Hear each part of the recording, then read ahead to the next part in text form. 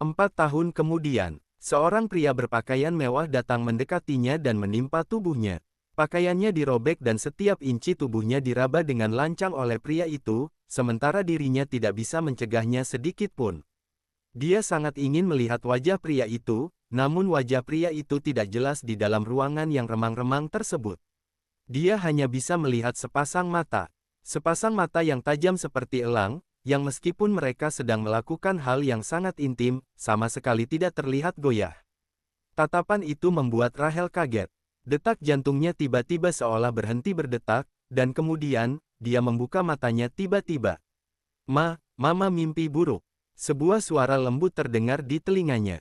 Rahel kaget saat menyadari dia bermimpi seperti itu di pesawat. Dia memimpikannya apa yang terjadi pada malam ulang tahunnya yang ke-18 5 tahun lalu, ketika dia dijebak oleh Sania. Setelah bertahun-tahun, dia sudah mengikhlaskan kejadian itu. Dia benar-benar tidak tahu mengapa dia masih memimpikannya pria itu. Dia menatap mata putranya yang polos dan jadi merasa sedikit malu. Mama baik-baik saja, cuma agak capek karena penerbangannya panjang. Michael menuangkan segelas air hangat dan menyodorkannya ke Rahel. Mama, minum air dulu biar lebih enakan. Setelah itu, dia mengambil sebuah bantal empuk dan meletakkannya di belakang punggung Rahel. Begini akan lebih nyaman. Hati Rahel seperti meleleh. Dia mencium wajah putranya dan berkata, Michael, Mama paling beruntung bisa memiliki kalian berdua. Dia memandangi gadis kecil yang sedang duduk dan tertidur damai di sisi lain, dengan senyuman puas di wajahnya. 4 tahun lalu, dia mati-matian melarikan diri dari kebakaran itu dan akhirnya bertahan hidup. Saat itu, kedua anaknya ini lahir prematur dan berada dalam kondisi kritis. Pihak rumah sakit beberapa kali mengeluarkan pemberitahuan bahwa kondisi mereka kritis. Fisik Michael lebih kuat, sehingga kondisinya lebih baik, tapi dokter malah menyerah untuk mengobati Michelle. Dia tidak punya pilihan lain selain membawa anaknya itu ke luar negeri untuk berobat. Kemudian, nyawa Michelle pun terselamatkan. Namun, ketika Rahel berpikir sampai di sini, gadis kecil itu membuka matanya.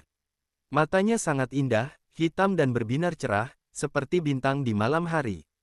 Namun, kalau dilihat lebih dekat, sepasang mata itu membuat putrinya terlihat tidak bertenaga.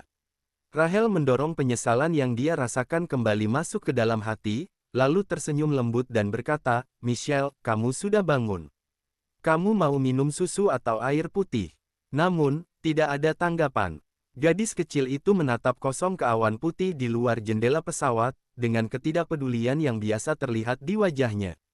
Rahel mengerucutkan bibirnya. Autisme Michelle semakin parah. Ini juga merupakan salah satu alasan mengapa dia tiba-tiba memilih untuk kembali ke Indonesia. Michelle, aku membuatkan susu untukmu.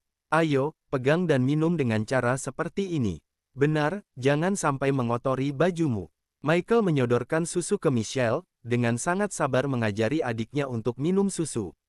Meski tidak ada jawaban, dia terus berbicara. Rahel mengelus kepala putranya. Keberuntungan terbesar dalam hidup adalah memiliki putra seperti Michael. Tanpa Michael, dia benar-benar tidak tahu apakah dia bisa bertahan hidup selama 4 tahun ini. Kalau Mama elus terus, rambutku akan berantakan, keluh Michael dengan tidak senang. Rahel tertawa, dasar kamu, umur segini sudah memikirkan penampilan. Mereka pun mengobrol sambil tertawa. Waktu berlalu dengan cepat dan pesawat yang mereka naiki itu pun mendarat di Suwanda. Rahel menggandeng kedua anaknya untuk pergi mengambil koper.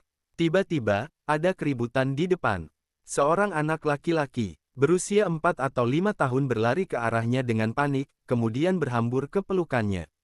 Anak itu berpenampilan keren, memakai topi, jaket dan sepatu kulit, sekilas terlihat seperti anak orang kaya. Rahel tidak ingin terkena masalah, jadi dia menahan tubuh anak itu sampai stabil, kemudian mundur selangkah. Namun, anak itu meraih tangannya. Ada orang yang ingin menangkapku.